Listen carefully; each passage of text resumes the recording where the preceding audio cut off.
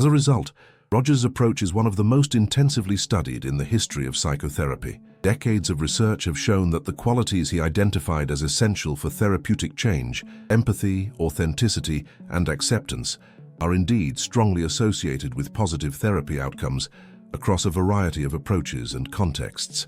Furthermore, research in neurobiology and developmental psychology confirms many of his insights regarding the conditions conducive to healthy psychological development and functioning. His emphasis on the importance of warm, accepting relationships for healthy development is underscored by research on attachment and brain development. His concept of the actualizing tendency resonates with research on children's innate capacity for learning and adaptation. His understanding of the relationship between acceptance and change is supported by research showing how self-acceptance and self-compassion can facilitate, rather than inhibit, positive change. This doesn't mean that Rogers' theory is without limitations or areas that could benefit from further development. For example, some critics have argued that his approach does not sufficiently consider the influence of cultural and social context on development and well-being. Others have emphasized the need to integrate his focus on inner experience and relationships with a broader understanding of the biological, social, and environmental factors that influence human functioning. And some practitioners have found ways to integrate person-centered approaches with other therapeutic approaches, such as cognitive behavioral therapy or mindfulness practices, creating more holistic and comprehensive approaches to healing and growth. These events do not diminish Rogers' contributions, but rather attest to the vitality and adaptability of his ideas. As he himself would put it, his theory and practice were never intended to be static or unchanging, but rather to evolve and develop in response to new evidence and changing contexts. The spirit of curiosity, openness, and respect for human experience that characterized his work continues to inspire and inform those who continue to explore the conditions conducive to human growth and flourishing. Ultimately, perhaps Rogers' most enduring contribution is his profound recognition of the inherent worth and potential of each person. In a world that often seems more interested in categorizing, comparing, and judging people than in truly meeting and understanding them, Rogers' message offers a powerful alternative. He reminds us that beyond all our labels, roles, and diagnoses, there is a fundamental human quality that deserves respect and acceptance. And he reminds us that at the heart of a healing encounter, whether in therapy or in everyday relationships, is a willingness to be present with another person, to listen with curiosity and empathy, to meet the other person as someone as valuable and complex as ourselves. This perspective might be seen as radically at odds with the dominant values of our culture, which often seems to value achievement, status, and external markers of success over the deeper qualities of relationships and being. But perhaps it is precisely now in our increasingly digital, disconnected, and accelerated world that Rogers' wisdom is more relevant than ever. At a time when many of us are deeply hungry for authentic connection, his insights offer not only an understanding of the sources of our alienation, but also a practical path to regaining a sense of wholeness and connection. Rogers' work reminds us that, at the most fundamental level, we all share the same basic needs: to be seen and heard, to be accepted for who we are, to be free, to grow and become our full selves. And through the practice of authenticity, acceptance, and empathy for ourselves and others, we can create the conditions where these needs can be met. In small daily choices to be more present, to listen more attentively, to embrace our own experience with greater acceptance, we begin to create a culture that supports fuller, more authentic lives for all. Living by Rogers' principles isn't always easy. It requires courage to face our own fears and defensiveness, to be present with pain, our own and others, rather than running away from it, to be authentic even when it would be easier to hide. It requires patience and perseverance to remain open and accepting, even in the face of misunderstanding, conflict, or rejection. And it requires humility to recognize that we are all in the process of learning and growing, still developing, still discovering what it means to be fully human. But the challenges of this path are balanced by the profound rewards it offers: a greater sense of inner freedom and spaciousness, deeper and more fulfilling relationships, a more vibrant and authentic experience of life in all its shades and complexities. It's not an easy path, but it's one that can lead to what Rogers called the good life, not one free from difficulty or pain, but one lived fully, openly, and with an open heart. As we come to the end of our exploration of Carl Rogers' thought, I invite you to consider how these ideas resonate with your own experience and aspirations. What areas of your life could benefit from greater authenticity, acceptance, or empathy?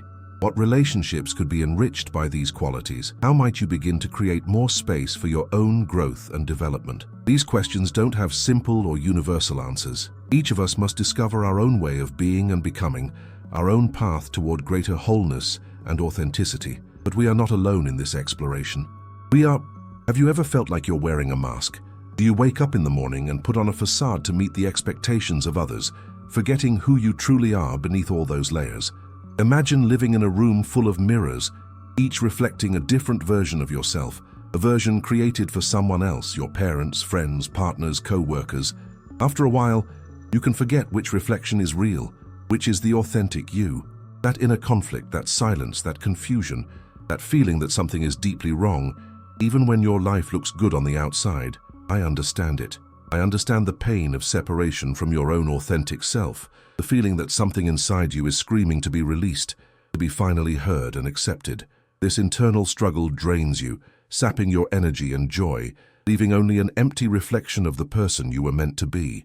But what if I told you there was a way back to yourself? What if I told you you could shed those masks and find peace by living as your true self? Today I share with you a profoundly transformative insight that has changed the lives of countless people around the world. Carl Rogers' approach to human growth and healing. Prepare for a journey within, where you will discover that the key to your liberation has been with you all along. Before delving into the transformative ideas of Carl Rogers, it's worth understanding the man who founded one of the most influential schools of psychology in the 20th century. Carl Rogers was born in 1902 in Oak Park, Illinois, into a family with strong religious values. Growing up in a rather restrictive environment, young Carl experienced many of the same inner conflicts and tensions we've discussed, a sense that his true self must remain hidden to gain acceptance. This early experience profoundly influenced his later work, as he devoted his professional life to helping others discover and embrace their authentic selves. Rogers initially studied agriculture, then theology, before ultimately finding his calling in psychology. This unusual educational path, combining diverse fields of knowledge and experience, shaped his holistic approach to the human experience. Instead of viewing people through the prism of their problems or diagnoses, Rogers began to see each person as a whole, possessing an innate capacity for growth and self-fulfillment. I want to pause here for a moment. Reflect on your own experience. Was there a time in your life when you felt truly misunderstood? A time when your emotions, thoughts, or desires were dismissed or invalidated by others? These moments can be incredibly painful, but they are also deeply instructive. I know how difficult it is to put these deep inner experiences into words, especially when they may have been ignored for so long. Naming these feelings, even just to yourself, is the first step to healing. I encourage you to share your experience in the comments using a simple phrase, "I feel disconnected when..." It doesn't have to be complicated or perfect. Honesty is key. Your comment can be a light for someone else going through a similar experience, showing them they are not alone in their feelings. Now, as we continue our exploration of Carl Rogers' ideas, let's look at how his approach can help us find our way back to our authentic selves. Central to Carl Rogers' work is a concept that can completely transform the way you see yourself and others: person-centered therapy. Unlike many therapeutic approaches of his time, which viewed the therapist as an expert diagnosing and fixing the patient's problems, Rogers proposed a radically different stance. You are the expert on your own experience. You know best what you need to grow. The therapist is not a master with all the answers, but rather a companion on a journey, creating a space where you can safely explore your true self. This fundamental shift in perspective shifts the power from external authorities to you, to your innate capacity for self-healing and growth. Think of it like a garden. You can't force plants to grow by pulling on their stems. You can only create the right conditions, provide water, sunlight, fertile soil, and the plants will naturally strive to grow. Similarly, Rogers believed that people have an innate tendency to develop in a positive direction if given the right psychological conditions. These conditions, which Rogers considered necessary and sufficient for personal growth, are at the heart of his approach and are as relevant today as they were when he first articulated them. The first is authenticity, or as Rogers called it, congruence. Imagine a relationship where you don't have to pretend, where you can be fully yourself without masks or facades, where your inner experience aligns with what you express externally. Such authenticity can be both terrifying and liberating. It requires the courage to show yourself as you truly are, with all your imperfections and vulnerabilities. Yet it is precisely in this authenticity that the power of healing lies. Think of moments in your life when you felt truly authentic, perhaps with a close friend with whom you didn't have to pretend, or in moments of deep connection with nature, when the masks fall away and you feel fully alive and present. These moments offer a glimpse of what life might be like, lived in a state of greater congruence.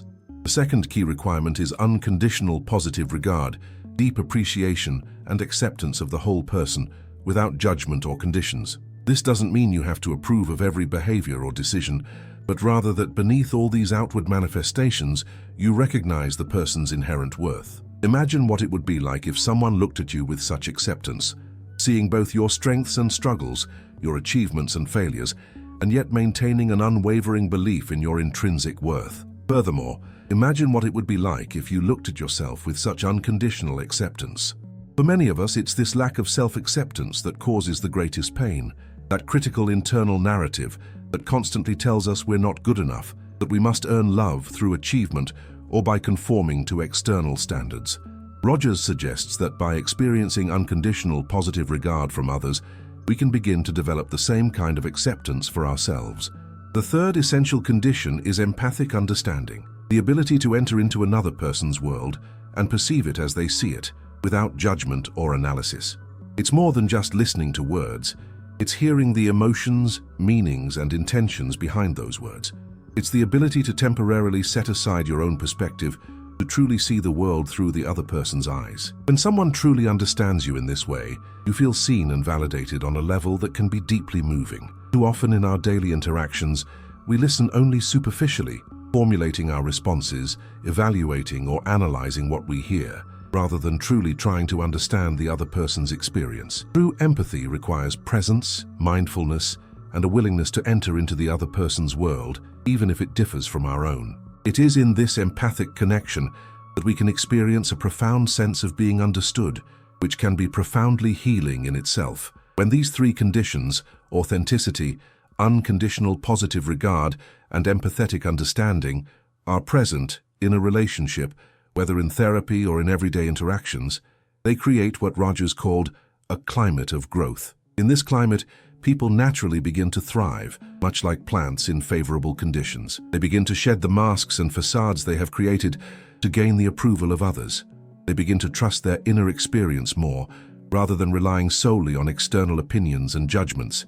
They become more open to all aspects of their experience, both pleasant and painful, rather than blocking out or repressing difficult emotions.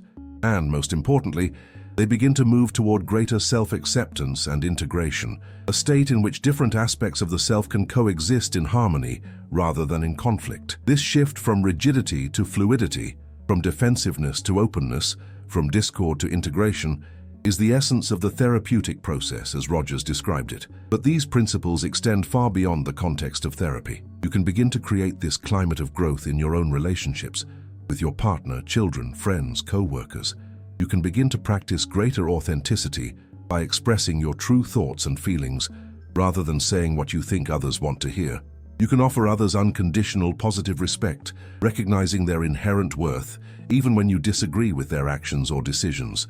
You can practice empathetic listening, truly seeking to understand the other person's perspective rather than immediately judging or responding. And perhaps most importantly, you can begin to offer the same conditions to yourself by practicing self-awareness, self-acceptance, and self-compassion. One of Rogers's most profound insights was understanding the role of self-esteem in psychological functioning. Rogers observed that much of our suffering stems from a discrepancy between who we truly are, our actual self, and who we think we should be, our ideal self. This ideal self is often shaped by external influences, parental expectations, social norms, cultural definitions of success and worth, and may have little to do with our true needs, values, and desires.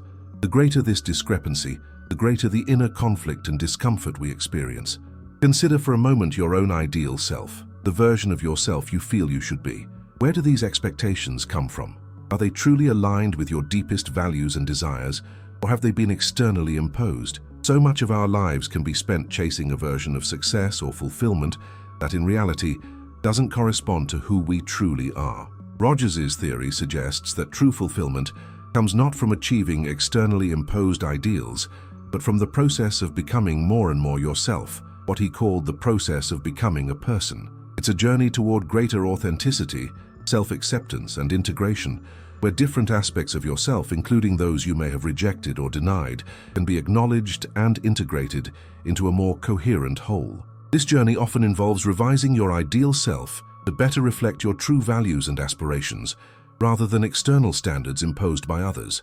This requires the courage to question deeply held beliefs about who you should be and replace them with more authentic, internally defined values. A central concept in Rogers' theory driving this growth process is the actualizing tendency. This is the innate tendency of all organisms to develop their potential in ways that serve to sustain and enrich their lives. In humans, this tendency encompasses not only the satisfaction of basic biological needs, but also the pursuit of higher psychological needs, such as the need for meaning, purpose, creativity, spirituality, and self-actualization. Rogers believed that this actualizing tendency is present in each of us, even if it has been suppressed or distorted by adverse life circumstances. This is a profoundly optimistic view of human nature, suggesting that, given the right supportive conditions, people naturally develop toward greater maturity, functionality, and fulfillment. This belief in the individual's inherent capacity for growth and self-direction represents a radical departure from many earlier psychological approaches, which emphasize the determinism of past experiences or unconscious forces. Rogers did not deny the influence of the past or unconscious processes, but believed that people have an innate ability to transcend these influences and actively shape their own development. This belief is profoundly empowering. It suggests that no matter what your past experiences have been, you always have the potential for growth, change, and greater fulfillment. You are not just a product of your past, you are also the creator of your future. One of the most common misconceptions about Rogers' approach is that it emphasizes only the positive aspects of experience, ignoring or minimizing pain, conflict, and negative emotions. In fact, quite the opposite is true. Rogers deeply understood that the fullness of human experience encompasses the entire spectrum of emotions, both pleasant and painful. True integration requires acknowledging and accepting all aspects of our experience, our fears and anger, our sadness and pain, as well as our joy and love. Often it is our efforts to avoid or suppress difficult feelings that lead to greater suffering. When we do not allow ourselves to fully experience and express our pain, it can manifest in other ways, in our bodies as physical tensions or illnesses, in our thoughts as recurring negative patterns, in our behaviors as destructive habits. Rogers' approach encourages greater openness to the entire spectrum of emotional experience. Instead of judging certain emotions as good or bad, we can begin to see them all as valuable information, as signals from our deeper selves. Our anger can tell us about violated boundaries, our sadness about a significant loss that requires acknowledgement, our fear about a threat we need to consider. When we learn to listen to these emotions with curiosity and compassion, rather than immediately reacting to them or suppressing them, they can become guides leading us toward greater understanding and wisdom. This openness to experience, this willingness to be present with what is, even when it is painful, is a profound practice that Rogers called processuality. In contrast to a more static perception of oneself as possessing a fixed set of characteristics or attributes, processuality refers to a more fluid, more dynamic sense of oneself as a continuous stream of experience. This shift from being a structure to being a process, from a rigid identity to a fluid becoming. In this more procedural mode of being, we are less identified with specific thoughts, emotions, or self-narratives, and more open to the constant evolution of our experience. This greater flexibility allows us to better adapt to changing circumstances and integrate new information and experiences. An important aspect of this openness to experience is a concept Rogers called organismic valuing. This refers to our innate ability to distinguish experiences that contribute to our growth and well-being from those that do not. Ideally, when we are fully in touch with our experience, this valuing capacity functions smoothly, guiding us naturally toward choices and actions that support our self-fulfillment. However, when we learn to trust external opinions and judgments more than our own internal experiences, this organismic valuing capacity can become suppressed or distorted. We may begin to make decisions based on what we think we should want or value, rather than on what truly resonates with our deeper selves. One of the most powerful lessons we can draw from Roger's work is the importance of returning to trusting this inner wisdom, this organismic sense of what is good and true for us. This doesn't mean ignoring external information or opinions, but rather testing them against our own inner sense of truth. It's a subtle practice that requires ongoing self-awareness and reflection. We can begin to ask ourselves, how do I feel about this decision? Are these actions truly aligned with my deeper values and desires? Am I following this path because I truly want to, or because I feel I should? By listening carefully to the answers to these questions, we can begin to rebuild trust in our own inner compass. Roger's approach has profound implications not only for our individual growth and healing, but also for how we interact with others and the world. Rogers believed that the same conditions that foster individual growth, authenticity, acceptance, and empathy are also essential for healthy relationships and functioning communities.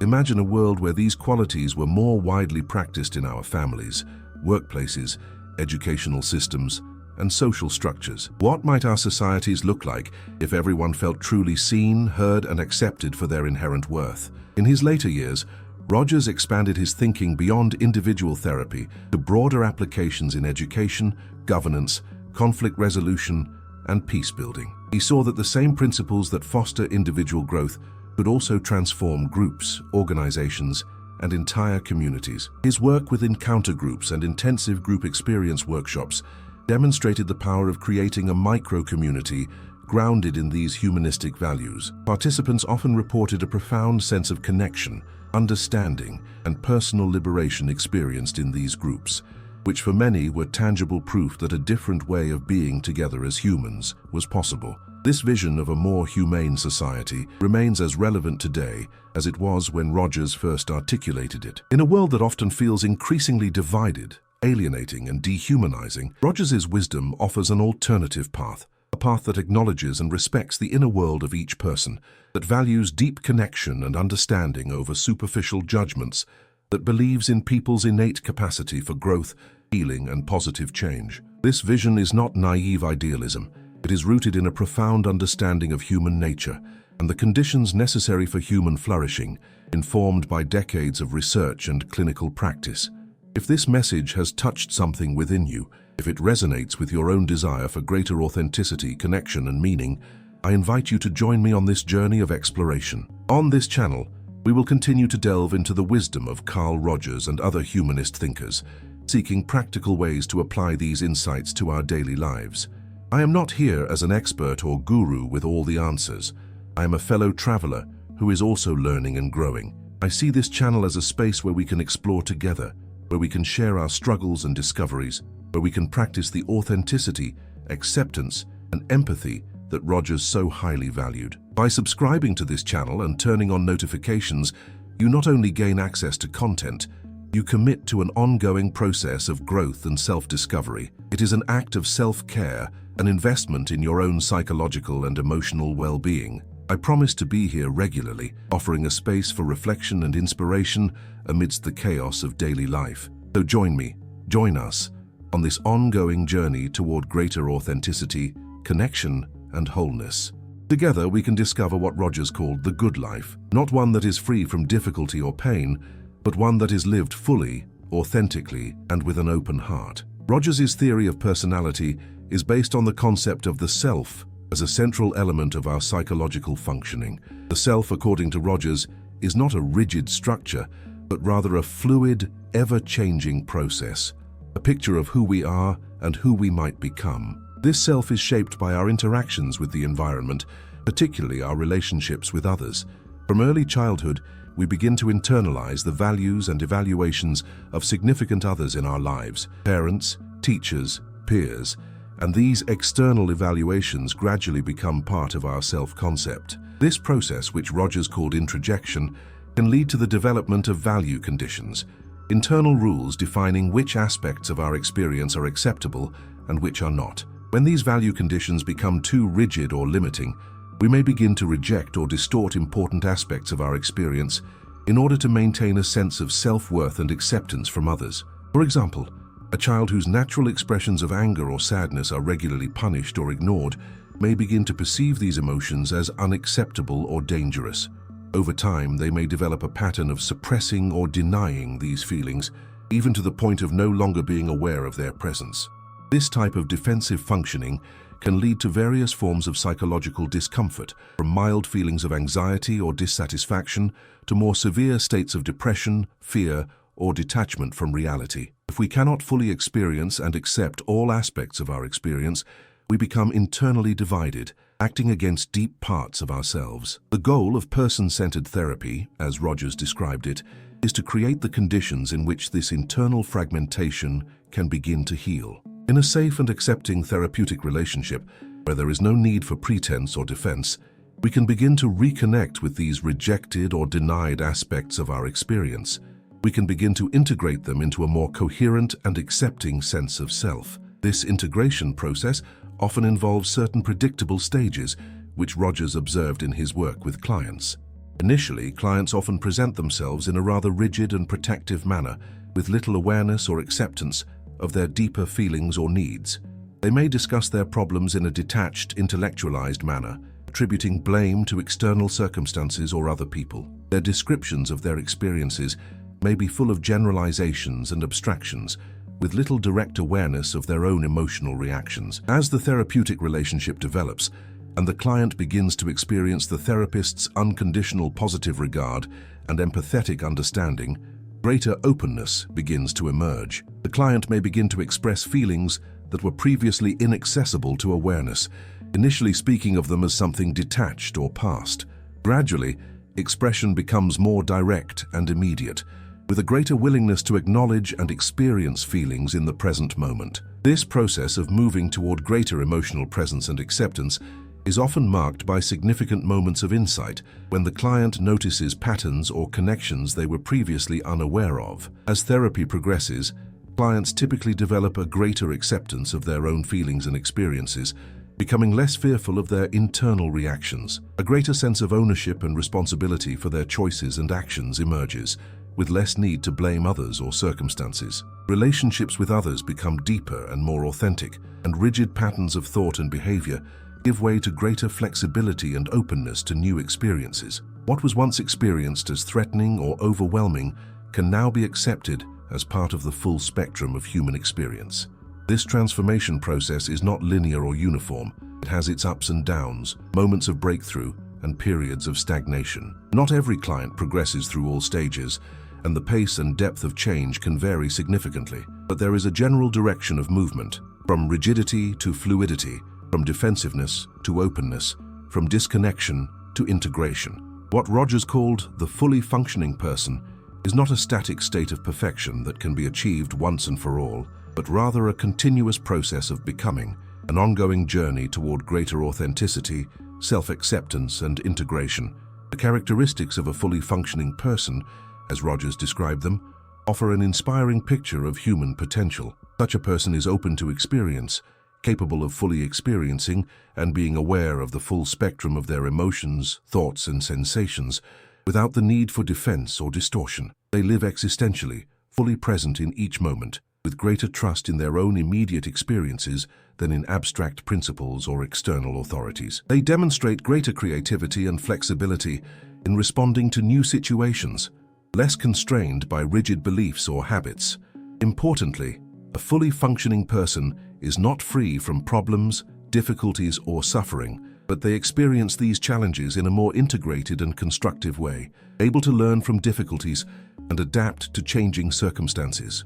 They are capable of deeper, more authentic connections with others, based on honesty and mutual respect rather than manipulation or facades, and they live with a greater sense of purpose and fulfillment, realizing their unique potential in their own way. This image of the fully functioning person bears a striking resemblance to Abraham Maslow's concept of self-actualization, another key theorist in humanistic psychology. Both Rogers and Maslow saw the potential for human growth and development far beyond the simple adjustment or symptom reduction often targeted by more traditional therapeutic approaches. Instead, both saw the potential for profound transformation toward a life characterized by greater authenticity, creativity, connection, and meaning. Although Rogers' theory was initially developed in a therapeutic context, it has profound implications far beyond the therapist's office. The principles he described, the importance of authenticity, unconditional positive regard, and empathetic understanding, are equally important in our everyday interactions and relationships.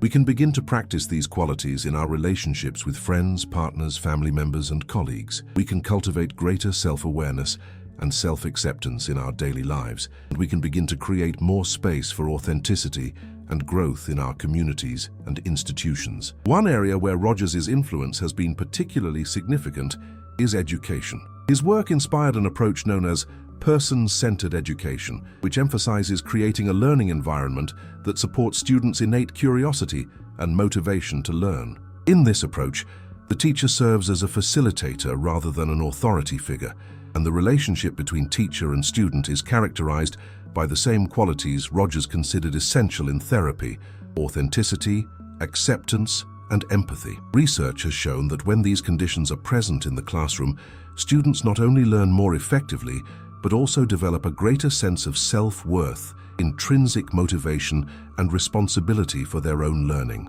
Similarly, in the areas of management and organizational development, Rogers' principles have been applied to create more humane and effective work environments.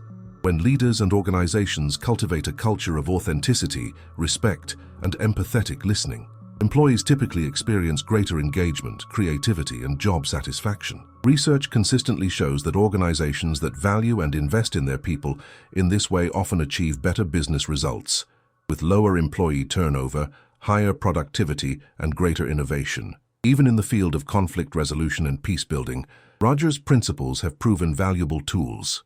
His work on collaborative groups that brought together people from different sides of political and cultural conflicts showed that when people can come together in an atmosphere of mutual respect and genuine listening, they often discover a shared humanity beyond their differences. These experiences can lead to deeper levels of understanding and empathy, creating a foundation for more constructive dialogue and collaboration. In each of these contexts, we see the same fundamental dynamic. When we create conditions that foster authenticity, acceptance, and empathetic understanding, people naturally move toward greater integration, connection, and growth. This observation is the basis for Rogers' deeply optimistic view of human nature and the potential for positive change, both at the individual and societal levels. This optimistic view of human nature represents a significant contrast to the more pessimistic or deterministic perspectives that had dominated psychology before.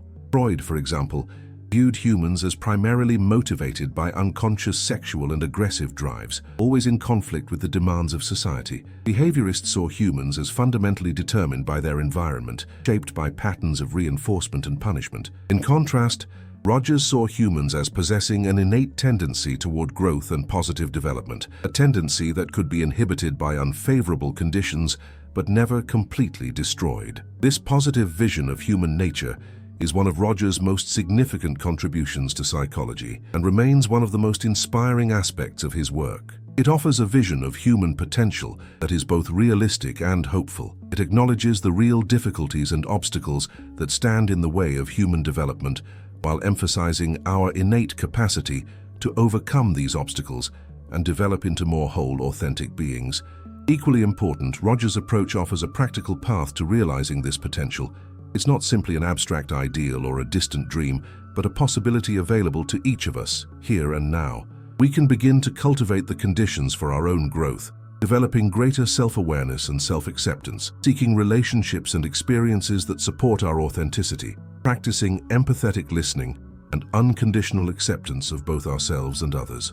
We can begin to create a climate of growth in our homes, workplaces, schools, and communities. As we embark on this journey, we may encounter various challenges and obstacles. Society often doesn't foster the kind of authenticity and full emotional engagement that Rogers saw as crucial to a fully functioning life. We may experience pressure to conform to external expectations, to conceal our true feelings and thoughts, and to prioritize external measures of success over our internal feelings of fulfillment and meaning. We may have deeply ingrained defense mechanisms we've developed to protect ourselves from pain or rejection, and these can be difficult to recognize and even more difficult to change. But as Rogers reminded us, change is a process, not an event.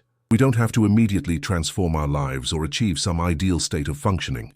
We can start small, gradually developing greater self-awareness and self-acceptance, gradually practicing greater authenticity in our relationships, gradually creating more space for growth in our lives. Every small step in this direction can lead to an increased sense of freedom, connection, and meaning. One simple yet powerful exercise that Rogers often recommended is the practice of active listening. In everyday conversations, we can easily fall into the habit of thinking about our response, judging what we hear, or letting our thoughts wander rather than truly being present with the other person.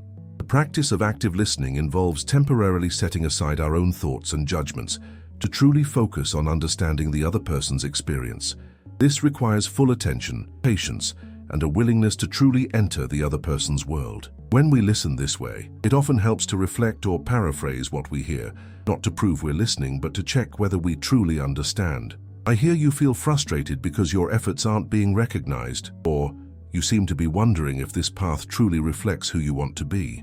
These kinds of reflections demonstrate that we're genuinely trying to understand and give the other person the opportunity to correct our understanding if it's not accurate. By practicing this kind of empathetic listening, we not only enrich our relationships, but also develop the ability to apply the same qualities of attention and acceptance to our own inner experience. Another powerful practice is the practice of non-judgmental self-observation. We can begin to pay more attention to our thoughts, feelings, and reactions to everyday experiences, observing them with curiosity and acceptance, rather than immediately judging them as good or bad, right or wrong. This practice, which shares many similarities with mindfulness, helps us develop greater self-awareness and the ability to be present with our experience, even when it is difficult or uncomfortable. Over time, we can begin to notice patterns in our reactions and develop a more compassionate, accepting attitude toward all aspects of our experience. Another practical application of Rogers' principles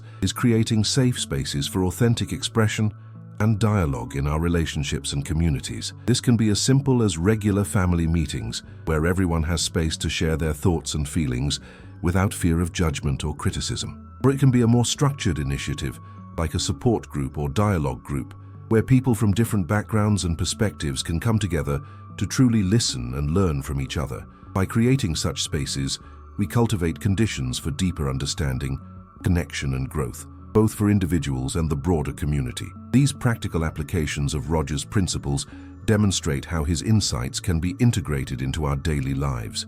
They are not reserved for therapy offices or workshop programs. They can be practiced by each of us, in our homes, workplaces, schools, and communities. In this way, step by step, we can begin to create a world more supportive of human growth and development, a world in which everyone can be more fully and authentically themselves. One of the most common misunderstandings about Rogers' approach concerns the nature of self-acceptance. Some misinterpret the idea of unconditional positive regard or self-acceptance as condoning or justifying any behavior or decision, regardless of its consequences. In fact, acceptance, as Rogers understands it, doesn't mean approval or consent. It means recognizing and respecting a person's inherent worth, regardless of their actions or characteristics. Indeed, Rogers argued that true self-acceptance often leads to a greater capacity for change, not less. When we're not invested in defending or justifying our actions, we can evaluate them more objectively and openly. We can say, yes, I did that, and it's not consistent with the person I want to be, rather than, I had to do that because, followed by a string of justifications. This greater self-honesty enables true choice and change. Similarly, empathetic understanding doesn't imply agreement or approval. We can truly understand why someone acts a certain way, what needs they're trying to meet, what fears or beliefs might be driving their behavior, without condoning that behavior or its consequences. Indeed, the more deeply we understand someone's motivations and perspective, the more effectively we can engage with them in a constructive way. This distinction between acceptance and approval is especially important in the context of parenting and education. Parents and teachers sometimes worry that acceptance and empathy might weaken boundaries or standards, leading to permissiveness or irresponsibility. But as Rogers emphasized, we can simultaneously maintain clear boundaries and expectations while offering acceptance and understanding. I see you're angry and want to hit your brother. It's normal to feel angry sometimes, but I can't let you hurt him. Let's find another way to express these feelings. This type of response acknowledges and accepts a child's feelings while also setting clear boundaries regarding behavior. Another common misconception is that Rogers' approach is exclusively unstructured or undirected. Some interpret his emphasis on client following and respecting the individual's inherent capacity for self-direction as suggesting that the therapist or teacher should offer no structure, guidance, or information. In fact, Rogers did not deny the value of expertise or direction. He simply argued that these should be offered in a context of respect for the individual's autonomy and ability to make their own choices. For example, in an educational context, a person-centered teacher can provide a clear structure and clearly defined learning goals while remaining flexible about how students achieve these goals and respecting their innate curiosity and motivation to learn. In a therapeutic context, a person-centered therapist can offer information, insights, and even suggestions, but always in a way that respects the client's ability to evaluate their usefulness and make their own choices. In essence, for Rogers, the key question was not whether structure or direction was present, but rather how it was provided, whether in a way that enhanced or undermined a person's sense of autonomy and self-direction. This nuance is often lost in simplistic interpretations of his work. Rogers consistently emphasized the importance of validating his theories and practices through rigorous research. He pioneered the use of taped therapy sessions for analysis, a revolutionary concept for his time that significantly advanced our understanding of the therapeutic process. He emphasized the operationalization and measurement of key constructs, such as empathy and unconditional positive regard, enabling their systematic examination. He was open to revising his theories in light of new evidence, demonstrating the kind of flexibility and openness to experience that he valued so highly. As a result, Rogers' approach is one of the most intensively studied in the history of psychotherapy. Decades of research have shown that the qualities he identified as essential for therapeutic change, empathy, authenticity, and acceptance, are indeed strongly associated with positive outcomes.